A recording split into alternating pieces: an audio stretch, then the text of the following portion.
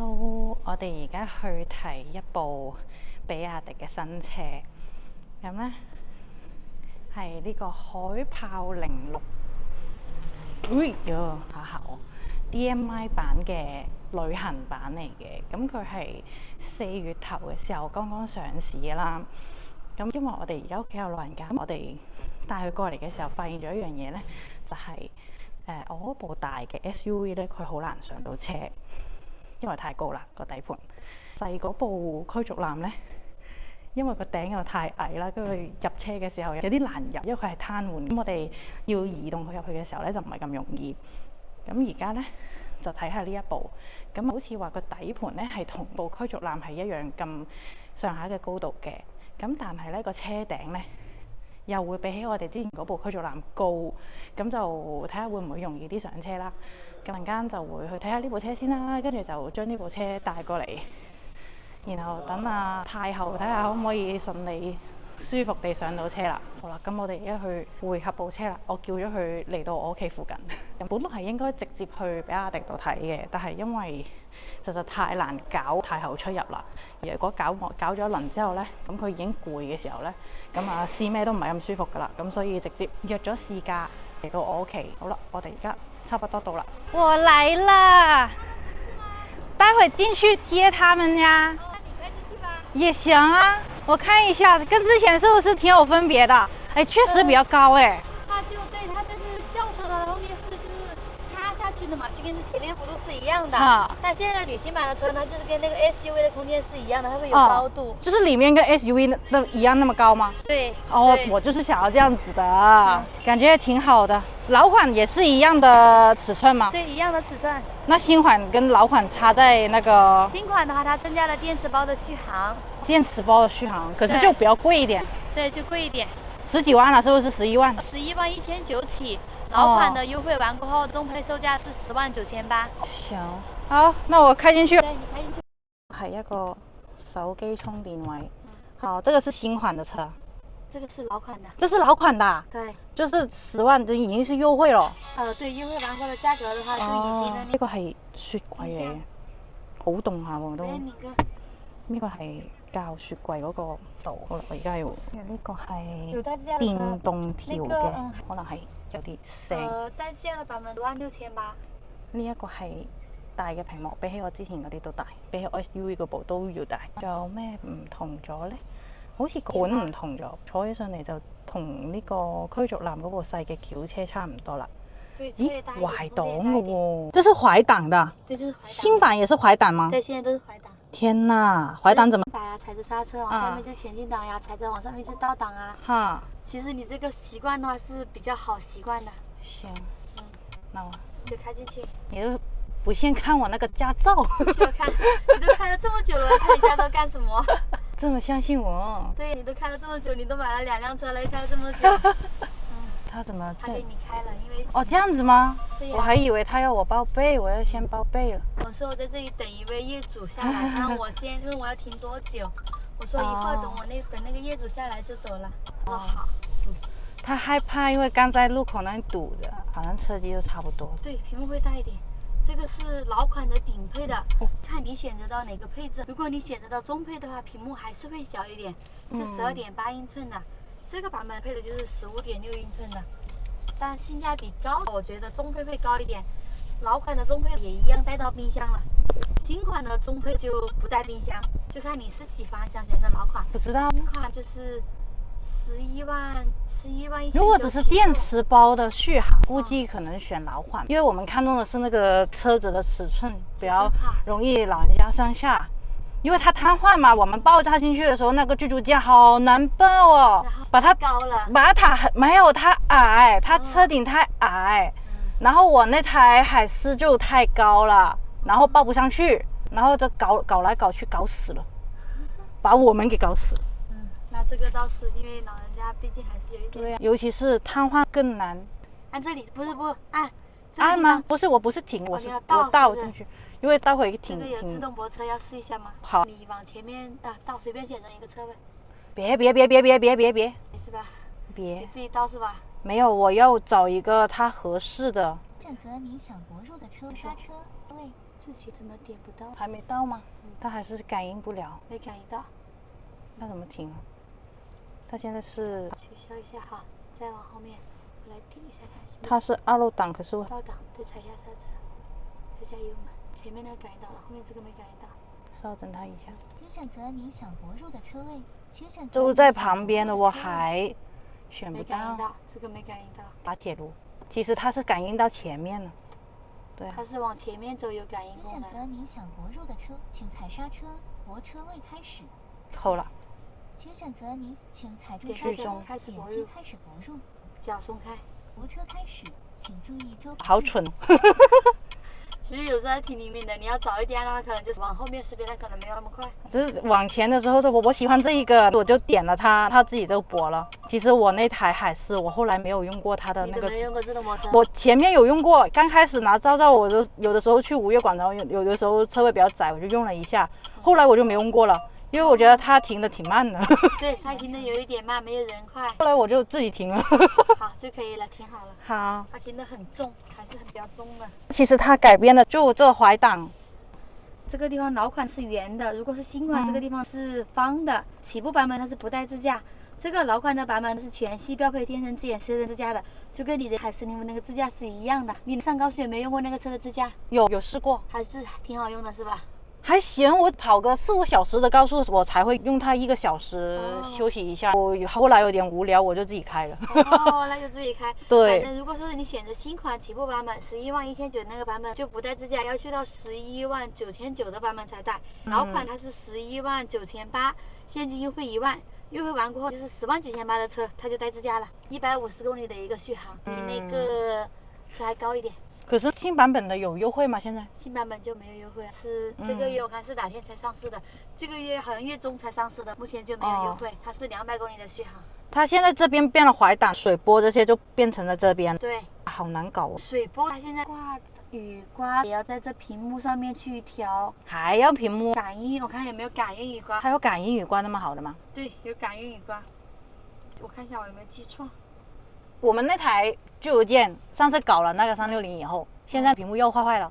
又壞啦，這麼快？我還以為是呢幾天下雨，它可能潮濕。Hello， 我哋而家開車落去比亞迪嗰間鋪頭度，因為嗰日試駕嘅時候咧，我唔記得咗開 cam， 搬完佢上去之後咧，咁你都明㗎啦，屎淋尿瀨咁嘅樣。跟住又熱啦，車場有少少焗啦，跟住我就唔記得咗 set 翻我個 cam， 跟住開鏡頭去影嗰個試駕嘅情況。不過其實都大同小異㗎啦。駕駛體驗我陣間話俾你哋聽。咁咧，因為上一次佢開過嚟俾我試駕嗰個版本係舊版本，咁而家我哋去睇下26年新版本嘅係點樣樣㗎啦。咁我哋而家開車落去啦。我哋本應其實應該係琴日落去嘅。其實都係去傾下價錢，就諗下究竟係買新款定舊款嘅啫。咁呢嗰日傾咗，其實我可以用一個平啲嘅價錢就買到舊款嘅中高配。如果唔係嘅話呢，新款就好似又話多咗個電池嘅續航嘅啫，即係可能150 km 變到200 km 咁樣。咁啊多咗啲咩嘅，陣間就落去再仔細聽啦，因為嗰日我都唔係好聽得好清楚，佢究竟講話多咗啲咩 function， 係有嘢多咗嘅，即係有 update 到嘅，但係唔係好 mean 嘅嗰樣嘢。即係如果你話幫我聽佢 update 咗個 DMI 系統，再慳有啲咁有唔同講法，因為佢哋大概個價錢好似都相差咗1萬蚊。咁如果平1萬蚊，我可以攞舊款嘅中高配，我又覺得佢好似會抵啲咯。同埋大家都係第5代嘅 DMI 系統，佢基本上 DMI 系統冇升級過，就唔值得我覺得要去買新版咯。買舊版我都覺得夠。最重要係因為我係貪佢個尺寸啊嘛。嗰日捧佢嘅時候真係好好多，因為我哋舊車咧嘅個車頂矮咧，變咗佢上嚟嗰一日，我哋拎佢抱佢嘅時候係真係冇辦法發力嘅喺裏邊。咁啊，新版呢一個真係好多喺裏邊，佢係咩？底盤係擁有轎車嘅駕駛體驗，但係個車內籠嗰個高度係 SUV 嘅空間，係啦，呢個就係佢嘅賣點。同埋車尾箱係特別大、特別長啦，咁放輪椅就會比較方便啲啦。我本來應該琴日落嚟嘅，但係咧，琴琴日我朝頭早瞓醒之後咧，我以為我自己瞓捩頸落枕，我個頸後邊嘅位置啦，連住成個膊頭咧都唔係好喐得到。其實我咁耐以嚟未試過嘅，嗰個手咧係舉唔起嘅，要用隻左手托起啦，跟住個頭咧不能夠自己咁樣轉啦，要用隻手咁樣自己手動去擰佢，跟住我就好驚啦，出唔到嚟啦。其實我可以叫屋企嘅保姆姨姨車我去醫院嘅，但係我又唔知係去醫院好定係去普通診所好。咁如果我調走咗一個阿姨行出嚟嘅話咧，咁屋企個太后得翻一個人湊，咁又驚得翻一個人又唔係好掂喎，所以咧就臨急臨忙又叫咗阿隊友翻嚟帶我去睇醫生，即刻去做咗呢個衝擊波。琴日做完個衝擊波之後，我隻手舉得起啦，跟住但係只可以維持1秒，跟住就要放翻低啦，因為後邊嗰個位仲係好痛嘅。原來我唔係落枕，我係呢個肩周炎。即係以前大家講嘅50肩，原來唔係要到50歲先會有嘅，即係可以好後生都有嘅。跟住呢個肩周炎咧，真係哇！佢唔係淨係痛咁簡單，佢係會令到你個頸後邊呢一塊肉啦，咧連住呢個成個膊頭位咧，好似僵硬咁噶。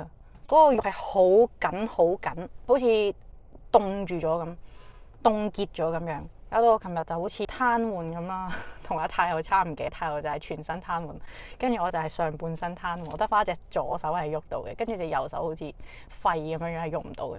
今日再去做咗呢個電子針灸，因為原來咧我係膊頭啦連住呢度出嚟，一個手臂都係有問題，咁冇辦法啦。聽日要再去做呢個衝擊波，阿醫生話做衝擊波起碼要做5次先至會好，即係叫做一個療程完。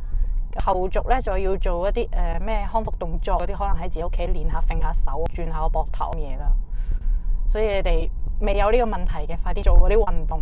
真係好痛啊，唔係講笑，痛都唔緊要，佢喐唔到，會痛到喐唔到，你輕輕喐下都喐唔到，我起身都起唔到，我要靠人扶我起身。因為我唔知道原來起身咧唔係靠腰腹力量嘅，係嗰個頸後邊嗰個背肌嘅力量咧都需要好大嘅。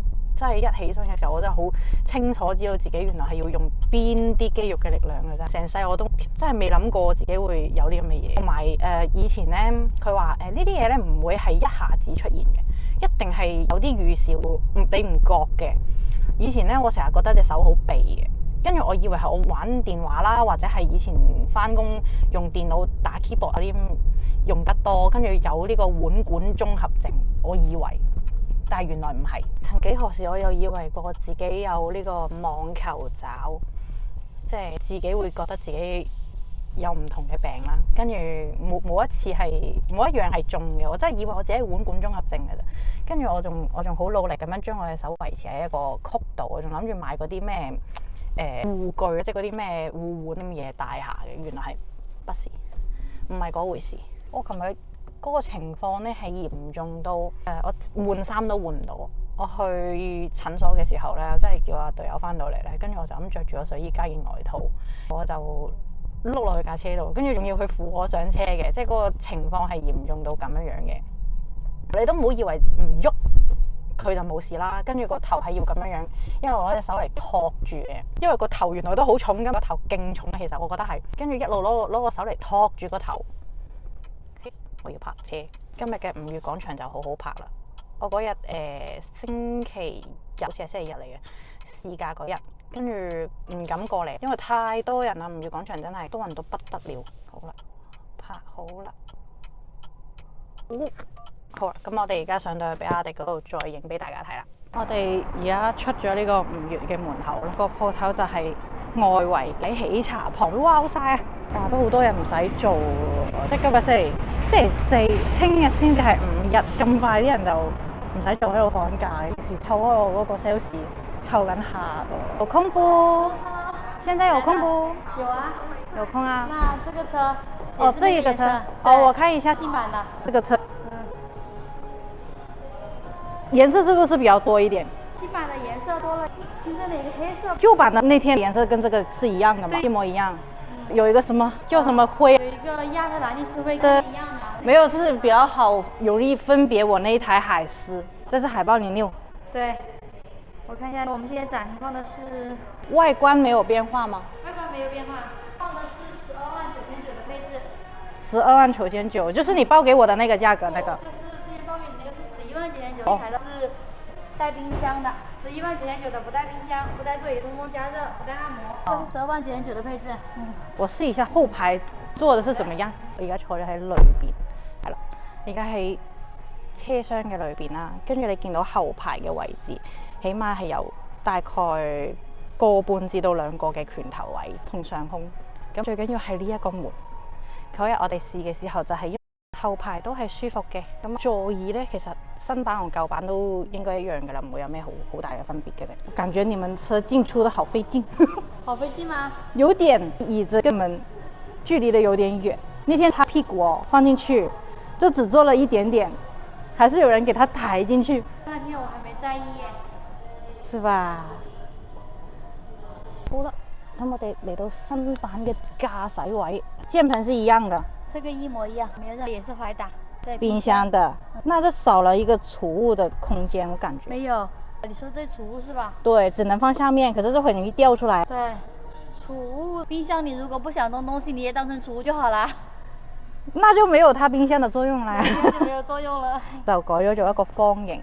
對，這個是方的，那個是圓的。這個屏幕按版本。是，對，看版本。這個這麼大的是幾寸？這個是15.6英寸的。15.6。對。然後一個充電位啦。最便宜的新款的版本是多少錢？最便宜的新款呢，就是11.19000，但是不帶支架，11.19000。11.19000的不帶支架，要11.99000的帶支架。然後呢個就係疲勞監測，是不是？對，疲勞監測。它會自己開嗎？還是要自己撥開的？需要你打開，你關注了它就測別不到了。這還是要自己開的？對，自己開的，就沒有，就這樣就是打開了，你2個小時左右就會提醒。好。還有你在駕駛途中，本來你分神了，它也會提醒到你。就比如說你一邊摸着方向盤，你另一個手又在玩手機，它也可以識別到，它也會提醒你注意駕駛。好，不影響它自駕那個系統的。不影響自駕的系統。這是兩個東西來的。對，兩個系統。這自駕呢，比如說你雙手離開了方向盤，它還是方向盤感應你有沒有抓住它。對。OK。新版還多了是什麼？新版多了疲勞監測，它就是高速爆胎穩定系統。哈。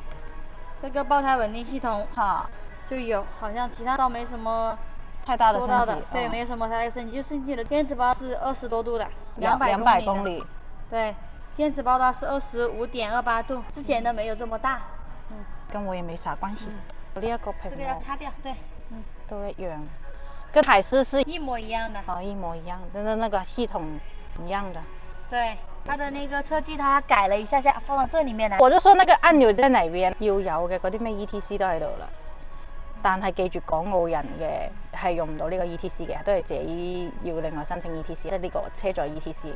港澳嘅就算有居住證都開唔到嘅。那天雨刮就在這裡弄。對。這不是前雨刮了？對，這是後雨刮。它好像我記得分了什麼幾檔的。前雨刮快檔，這是慢檔，3檔，這個是自動2檔，自動1檔，0檔，就轉了扭扭的。那這個轉了，還有霧燈就不見了。霧燈在屏幕裡。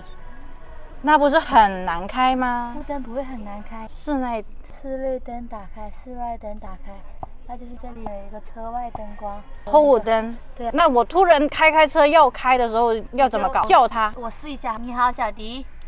在聽。打開後霧燈，可以。所以而家打開後霧燈就只能夠語音打開。然後它是用什麼導航啊？這一台？百度嗎？對，百度。怎麼現在都改成百度了？加激光雷達。可是我要什麼城市輔助，是不是只能用它車載的導航？對，才能進行到自駕。不然它就沒辦法城市輔助。對，它就沒有辦法完成到快速路和高速路自動駕駛。對，之前用的自己下載的高德，我開了自駕系統，它只能幫我前進，就是我設置速度讓它巡航，或者是我撥那個桿，就是往左邊切線，往右邊切線，其他還是要自己開。城市道路那它沒辦法進行到自動駕駛，它就是屬於 ACC 的一個自適運行航，要高速路和快速路才能幫你進行到駕駛。這個就屬於那種車道保持類的。對，只能在車道裡面走，或者是打左邊右邊指揮燈，它就往右邊切線，就只能這樣子。對。還有激光雷達的才可以完成城區道路上面的那種自動駕駛。那這個應該就是那個。對，自動駐車。不太一樣。就是智能泊车、双闪灯，这个是启动键，这个就是改 EV 跟 HEV 模式的。对，这个是前出雾，就打开了风声就会很大。我记得，吵死了。这边才是改模式的，嚟到呢度。經濟，舒適啦，運動雪地。一般我都開經濟的。你可以開舒適也可以。舒適酒比較舒服一點，可是就沒有那麼省油。運動的時候，那個時候那師傅就說跑高速的時候可以用，可是基本上我們都不會，因為它不省油。對，運動模式它油耗高。對，一般都是經濟模式最省油的。換擋就變成下面這裡看咯。對，因為前面海獅那台在上面這裡嘛，有一個可以看換了哪個檔，現在會換成下面了。好像感覺是沒有那麼擋。哪個？這一個換成下面來看那個檔位沒有那麼擋視線了。前面因為鍵盤也不一樣嘛，海獅那一台其實會有一點擋那個視線的。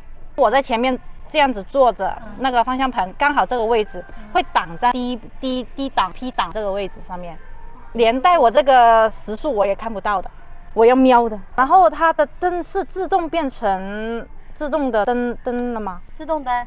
它這裡有，你的車也應該，不管是海獅05沒有，它有個擰的，因為雨刮的組合過來了嘛，它就把這個換了。以前那個是有個可以擰的，擰成 A 的自動的，現在全部都自動燈光。打開了自動燈光過後，它會根據外面的亮度自動去幫你調節。它會自動去調節，再打開這個自動燈光就不用管了，什麼都不用管它了。這邊這個燈開高燈的時候就往出外面推，所以它現在燈號就剩這樣子了。這個按鈕按上去，前面噴水。對。好的，後面噴水就是扭往上面提一下，這個。哦，後面要開，後面那個雨刮往下撥，開了。那要記的東西挺多的哦。不用啊，你都習慣了，你反正你已經知道那是什麼意思了，你記一下就可以了。哇，真的要開的時候我還看死了，這裡沒有後霧燈，還要叫他。那叫他也不需要你動手。沒有，沒事。如果本來有什麼事情，我先打開還是雙閃，後面才慢慢打開後霧燈的。它的打方向的那個聲音是什麼？我現在能打。沒變，聽到沒有？煩。前面我記得有一個可以改的聲音嗎？不是聲音的，好像是。轉向燈。對。轉向燈。我忘記了。我上次我那台車買了以後，我都拍了個視頻出去，網上面有人告訴我怎麼改。對，比亞迪這個車在這裡還是能夠將乒乓乒乓的聲音改成噠噠噠噠的。有的，我上次都改了，我那個台車已經改了那個聲音，可是突然之間我又忘了。我記得是什麼非品牌什麼什麼的，這個標準它就會換了，噠噠噠噠噠噠。就是這樣子改的。你就喜歡這個噠噠噠的聲音。人家我乒乓乒乓我會換聽，我那時候聽的乒乓乒乓太多了，後來突然就感覺他在乒乓乒乓了，我就感覺我有點幻聽了。總之它自駕都是有這個小藍燈，現在是工信部要求的，是不是？對，統一的，都是所有車自駕都這種小藍燈。盲區、三角形應該全部車型都有了。TNGA的就全部都有，帶自駕的就還是沒有。不帶自駕都沒有。對。行，看看後備箱。咦？哦，我開門是自動座椅，主駕座椅記憶。我舊版有沒有？舊版我就忘記了有。這個很好。呢個就係每一次我上落嘅時候都會遇到嘅問題，就係因為我腳太短啦，跟住每一次落車嘅時候我都覺得好難落啦，因為呢個位置已經俾我校到好前。呢一部車我頭先一打開到門嘅時候呢，佢呢個座位係識得自己向後調節嘅，咁變咗我上落車嘅時候我就唔使再搞咁多嘢。佢有呢個記憶就係幾好啊！佢嘅尾箱唔記得上次有冇俾大家睇咧，好似係呢度開係咪？係。好啦，好，呢個就係後車廂嘅空間，因為佢係旅行版啦，所以佢嘅後車廂係特別大嘅。咁如果連前排呢一個後排嘅位置咧拱落嚟咧，係可以變做床咧去瞓低都得嘅。呢個有個點煙器嘅，可以攞電嘅。這個是不是只有這台車才有這個點煙器？對。我就突然看見它。我那台舊版好像沒有。舊版也有一個內插的。也有一個。對，也有一個內插的，也有的。也有這個。也有這個的。這個是什麼東西啊？這個就是它可以在這裡直接扣了就可以。前面就翻倒。它就不需要再去前面拉了，它就直接在後面就可以拉。然後起來嘞？起來就需要你去前面拉。沒事。起來就需要前面拉。這個也可以語音聲控，這個尾門也可以語音聲控。這個尾門也語音聲控。對。我如果買舊版的中高配，它也是電動版嘛？電動版。对，我记得是电动版的。我按钮它就会自己下来的。对。那就方便很多。老实说，把那个太后给扛完以后，再扛那个轮椅，你再叫我这样子把它爬下来，其实真的挺累的。这个勾勾。它是那个因为它是旅行版的车，它设置了很多小挂钩，在里面可以勾那些东西什么的，绑那些的。这个旅行版这个确实挺实用的哦。是。好，我试一下按它，按了就行了。要不要试语音也可以。你好，小迪，关闭后备箱。安全不？会夹的人不？它会让你车里面呢，它会有一个让你确认立即开启，你再确认立即开启就可以了。这里面再设置。对，它不是里面它要确认。而且你打开的时候也可以语音声控，它里面有个确认按钮，确认后方是否有没有物体，你再点立即开启。就比如说，你好小迪，打开后备箱，那它屏幕上面会有一个立即开启。如果说是你不想去点它，你还说立即开启，它就可以了。好，可是我人在外面也是可以语音开启这样子，安全不？安全，你如果车窗关了，别人是不会呼叫到的。那就行，我就怕那个泼水节的事情发生在我身上。那不会，你把那个车窗关了，他们就不知道，而且他们没有用过比亚迪的车，是不知道这个功能的。好，行啊，要聊就差不多了，來聊下最核心的問題咯。好的，那我們做一下。好啦，我哋而家就傾呢個價錢啦，因為其實老實咁講咧，新版同舊版咧，真係爭嘅嘢都係啲比較雕龍雕鳳嘅嘢啦，又唔係好緊要嘅啫，對於我嚟講，咁所以就睇錢做人咧，我哋應該都係會買舊版嘅。咁會諗嘅就係、究竟我細部嗰部驅逐艦咧，究竟會唔會賣啦？咁賣嘅時候咧，佢亦都有一啲嘅回收，幫我收咗部車嘅。所以陣間就傾埋啦。這個是新版的，有那個綠色。沒有綠色，手沒有車了。以前有的，綠色賣完了。天哪！白色也沒有了，就只剩下2個顏色了。其實這個顏色從前面看蠻好看的，比較特別一點。純白色跟那些路面上的那些純白色就一模一樣。基本上純白我不會選，可是我感覺它這個綠色也挺好看。綠色好看。可是沒有貨了。對，沒貨了。我按什麼立即訂購嗎？對，點立即訂購。這個配置，價格上面不用管，後面我們系統再改。外管錯了，專享。專享型。旗艦型有什麼分別啊？旗艦型會多到這些功能。怎麼分為燈什麼的？位置記憶，就剛剛你的功能它可能就沒有。也沒事，我自己調。對，自己調一下。這個暖茶。暖色煙茶。內飾。黑色。你如果說想換淺色內飾，也可以換淺色內飾。淺色內飾確實好像有點太淺了。還是深色好，深色就賴髒一點，就點立即訂購。反正後面可以改。你要提前告訴我，今天晚上你們確定好了過後告訴我，就先給你把車給你留好。這裡的就填姓名。我沒有帶證件怎麼辦？填你的也可以。我意思是我沒帶身份證出來。不需要這個身份證件不填。有名字就行了。對，有名字和證件號，你記不記得你的證件號？好像能背起來。如果能背到證件號就可以了。我居住證的那個號碼，這裡可能號碼錯了也不影響。號碼不行，號碼要正確，你要設個驗證碼。那應該可以的，我應該沒錯的。我直接這裡按支付定金，好了，成了。成了，這麼快？成了。等一下，我找你要一個核銷碼。他都直接能用港幣付錢了。可以。Hello，翻到屋企啦。我本來咧諗住出咗吳越廣場之後咧，揾一個地方停低架車咧，就拍埋個 ending 俾你哋嘅。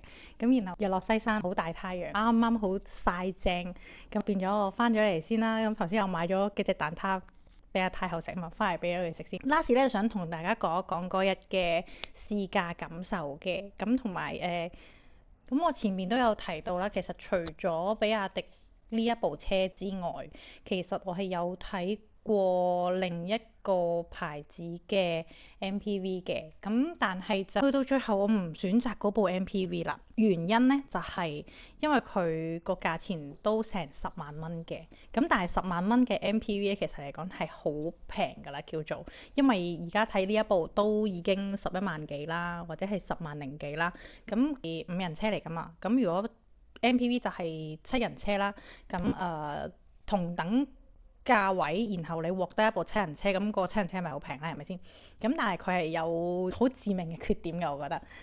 第一個就係我覺得佢嘅用料冇咁好，感覺上咧，我覺得佢好似好單薄，開起上嚟有一種 High AC 嘅感覺咯，好似開緊 High AC，High AC 就係4 van 啦嚇，係啦，就有一種咁樣嘅感覺啦。咁嗰個避震我覺得唔係咁好，即係個鋼好薄咧，就係好嘈咯個車身。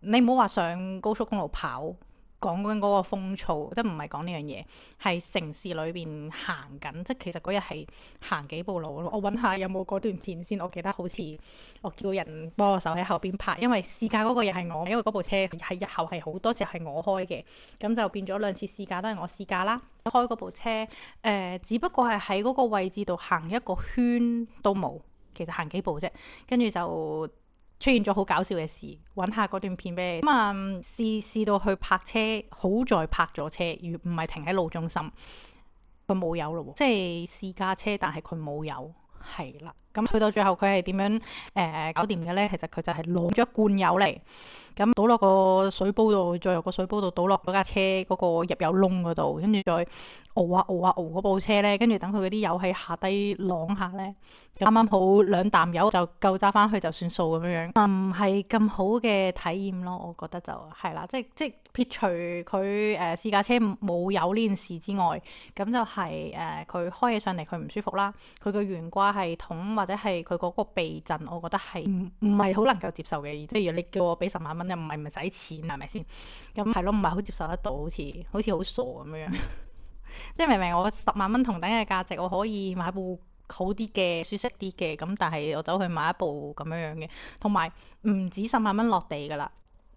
因為買 MPV 嘅初衷咧，就係為咗阿太后可以舒服地上車嘛，咁就變咗佢個中排有一個座位係要轉落嚟，電子咁樣轉落嚟，咁可能嗰部車個門咧又要揀靚貴啲嘅嗰個配置啦，就要有一邊係電門啦，加個電門，加個轉落嚟嘅嗰個座椅啦。嗰度都2萬幾㗎啦，淨係個座椅都2萬啦，係咪？座椅仲係用翻你原裝嘅座椅，佢唔係配個座椅俾你，配個座椅係仲貴啲。佢用翻你原裝嘅座椅，你只不過係加個平台，跟住就2萬蚊㗎啦。上落當然係會舒服啲嘅，但係感覺上唔係太必要咯。所以後來就衍生到我見到呢一部車型出現，咁當時我都係睇影片嘅啫。咁我眼望落去就好似覺得佢係底盤咧同我細嗰部車係一樣咁高，但係咧佢個內籠嗰個頂咧，好似同我 SUV 嗰個差唔多。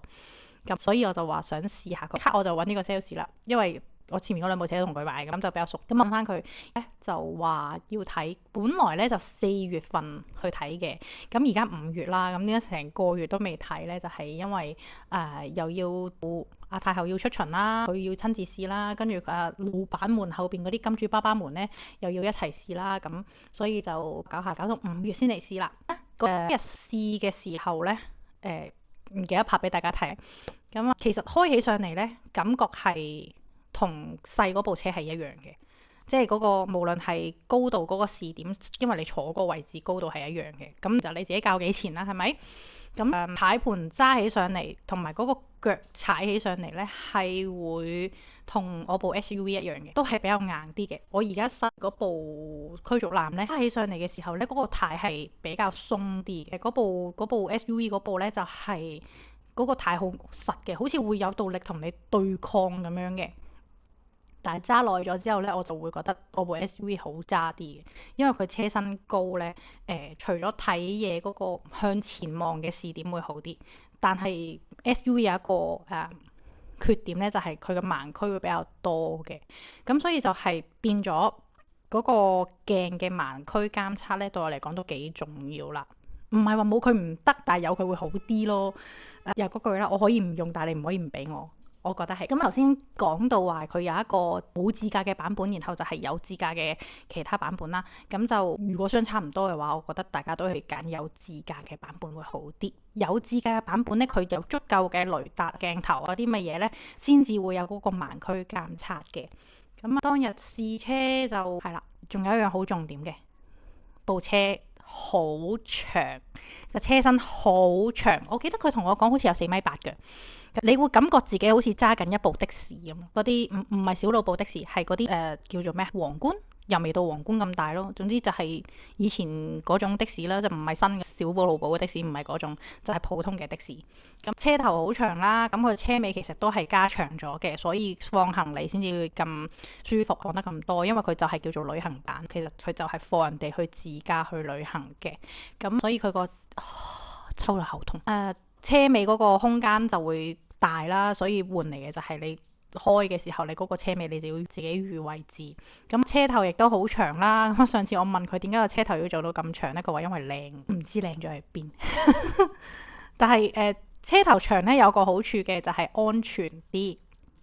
萬一有咩事起上嚟嘅時候呢，即係你撞前面嘅話呢，都有前面嗰節嘢幫你頂一頂。但係唔好處嘅就係你去啲比較窄嘅位置或者短嘅位置，你要譬如90度彎過彎嘅時候，你要預位嘅時候就要自己留心咯，因為你個頭過嘅時候，可能你就要預嗰隻右邊嗰隻角，你會過唔到。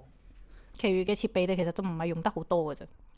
最唔慣嘅可能就係因為佢轉咗做懷檔，而其實就係為咗慳嗰個波箱位置。如果你嗰個轉波個波箱喺度嘅話呢，佢就會多咗個位置喺嗰度，就會阻掟咯。係啦，咁佢換咗冇咗嗰個位置，就變咗儲物箱或者係嗰個雪櫃，就係嗰度。咁下邊都係儲物用途㗎啦。起上嚟嘅時候呢，佢嗰個體驗感呢，就真係同轎車係一樣嘅。你坐得低，跟住所以佢過減速帶嘅時候呢，你係會好明顯感覺到佢嗰個顛簸感嘅。咁但係可以接受咯，即係佢嗰個懸掛系統或者佢個避震其實都 OK 咯。唔差咯，係啦，可以接受咯，係啦，咁唔會有的士或者係貨 van 咁嘈嘅，即係嗰個噪音，你只要閂晒車門、閂晒窗，基本上嗰個噪音唔係好傳到入嚟，係靜嘅，係啦，咁但係行起上嚟嗰個蹬蹬下嘅感覺咧係有㗎嚇，即係唔係靚車靚到去話完全唔蹬嗰個避震真係做得咁靚，唔係嘅，但係會比起我之前試嗰個 MPV 嗰個好啦。咁所以喺性價比方面嚟睇嘅話，就會傾向選擇呢一部啦。咁當日太后上過去啦，咁後尾都問翻佢嘅，佢就 feedback 翻嚟都話係上落嘅時候會比較方便一啲，因為舊嗰部車佢係要屈佢個頭啦，咁樣曲住入，即係可能要咁樣打斜咁樣擠入去啦，又或者係用一啲奇形怪狀嘅姿態入去啦。係呢一部嘅話呢，就真係抱個人個 pat pat 坐到少少嗰張凳，就已經可以將佢個上半身放咗入去先，裏邊有個人接應住，就兩個人抬入去就得啦，咁就會方便好多啦。因為其實呢，晚年生活真係幾腥風血雨嘅，我後邊拍片話俾你哋聽，好精彩嘅呢件事係。關於呢部車嘅駕駛感受呢，就暫時係咁多啦，因為嗰日試駕都唔係真係話試咗好耐，就我冇揸到上高速嘅，我淨係喺城市裏邊走走，或者係走走我平時比較常去嘅地方，睇下啲車感位置咁樣嘅啫。咁所以就係啦，只能夠話俾你聽係咁上下嘅嘢啦。咁試駕嘅時候呢，最緊要就係睇嗰個腳感，其餘嘅我覺得都唔係太大分別，就係嗰個軚盤咯。而家有啲軚盤唔係圓形噶嘛，係一半咁樣，咁啊係試呢啲嘢嘅啫。我覺得試駕車通常佢會俾一個最高嘅配置你去試嘅。咁如果你試到中意嘅時候，咁你梗係想同佢買最高配置啦。咁但係個錢嘅問題啊嘛，係咪？佢唔會俾一部最低配置你去試嘅。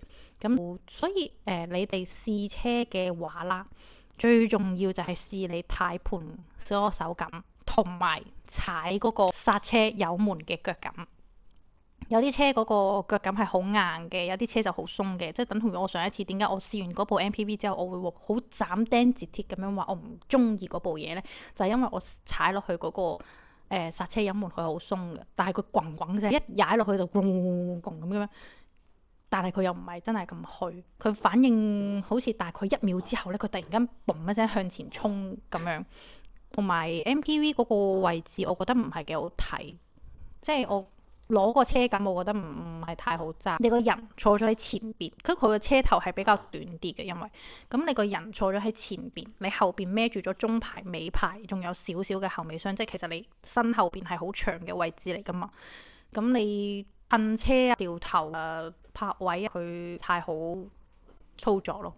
即係你要仔細啲睇咯，同埋我哋會出現嘅位置都係啲城市位，即係佢開上高速，即係叫 MPV 嚟講啦，我覺得開上高速咧，佢係會好舒服嘅。但係你一定會落城市㗎，即係你會落到去下低城市嘅地方，咁就內地嘅城市，你都點樣都會有啲窄路㗎嘛。尤其是有啲係好窄啦，係咪？咁我呢邊返屋企嗰條路就已經係㗎啦，即係又唔知點解佢做嗰條出入口嗰條路做到咁窄啦，即係大家會車嘅時候咧係有啲困難，兩部細車會車都有啲困難。咁另外就係我哋會去深圳啦，好多時候我哋揸出深圳，咁深圳嘅停車場係真係比較窄啲嘅，所以就又真係唔係幾好停車咯，係啦，所以就都係揀翻一部正常啲嘅轎車就會比較方便啲啦。後邊咧就會係想置換定還是當一部新車咁去買啦。如果係置換嘅話咧，就會話俾大家聽，即係後邊應該會再拍嘅。就係嗰個置換嘅手續係點？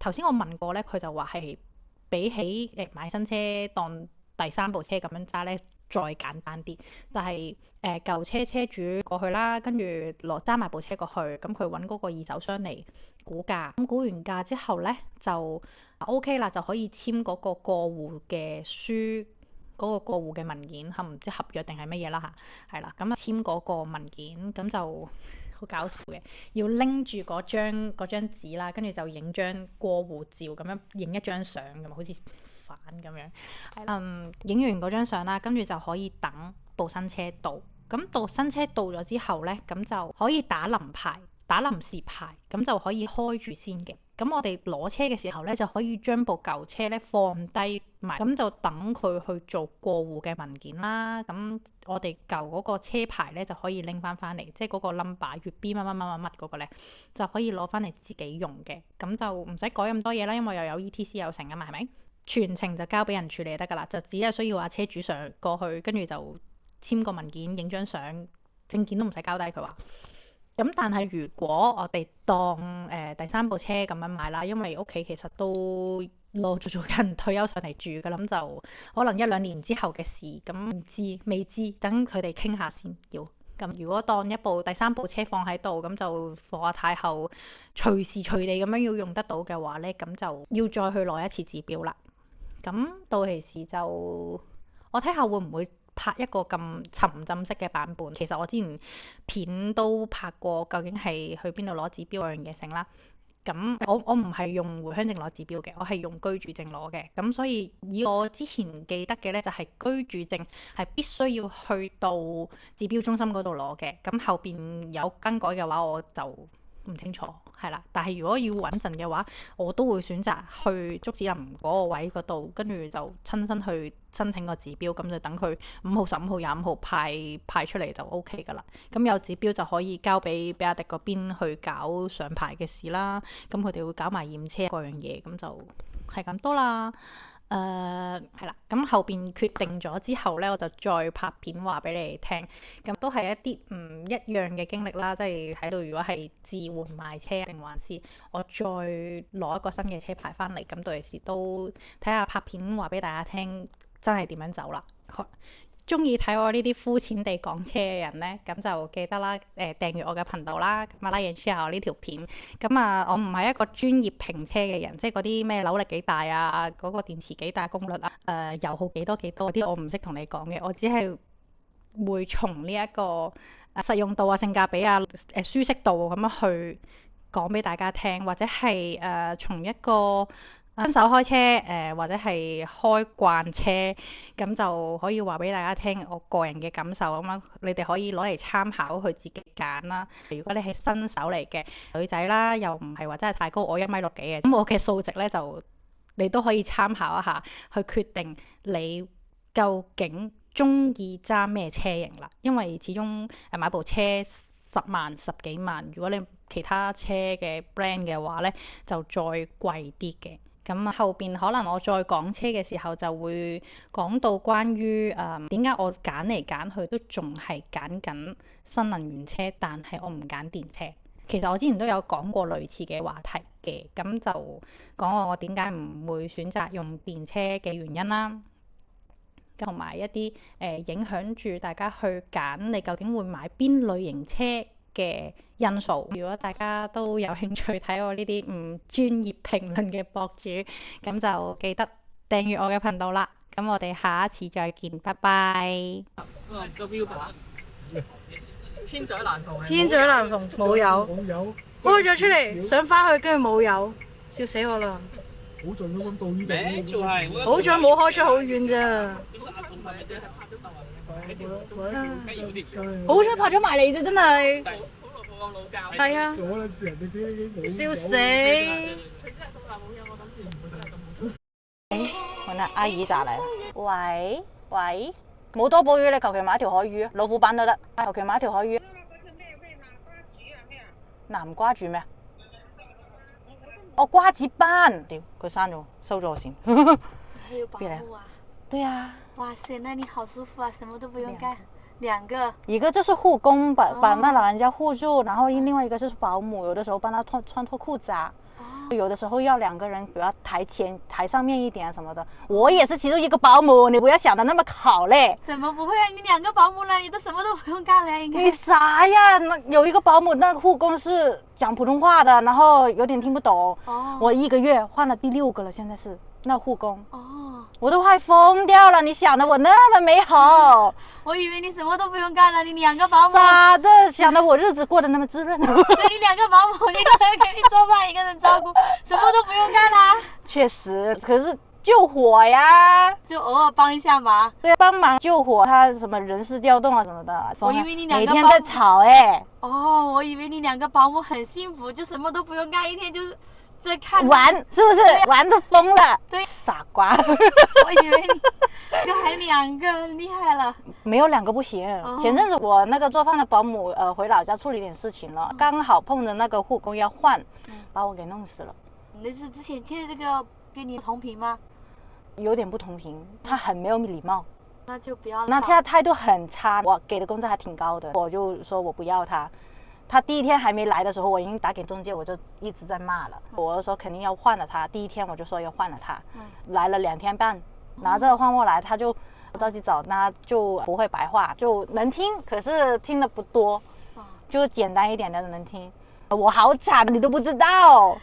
我以為兩個保姆會很幸福，沒想到。沒有，吵死了。那個老人家，因為他腦子清醒的，他不是那種呆呆的，天天就跟那保姆吵架，前面吵得挺兇的。有一個是晚上11點多把他解雇的，馬上叫他走。吵架？差不多，就頭一2天不會吵，後面都會吵起來的。哦，那不是真的是很頭疼的，那還要你來處理。他有的保姆他會頂嘴，有的保姆不會頂嘴還好，會頂嘴的真的煩死了。對，不會頂嘴就好一點，頂嘴那真的是你還要去協調呀，這樣還要去照顧老人家的心情，對，好煩。煩死！你也想得我那麼好，沒有那麼好的。我想着你很幸福，我還想着你的兩個保姆什麼都不用幹。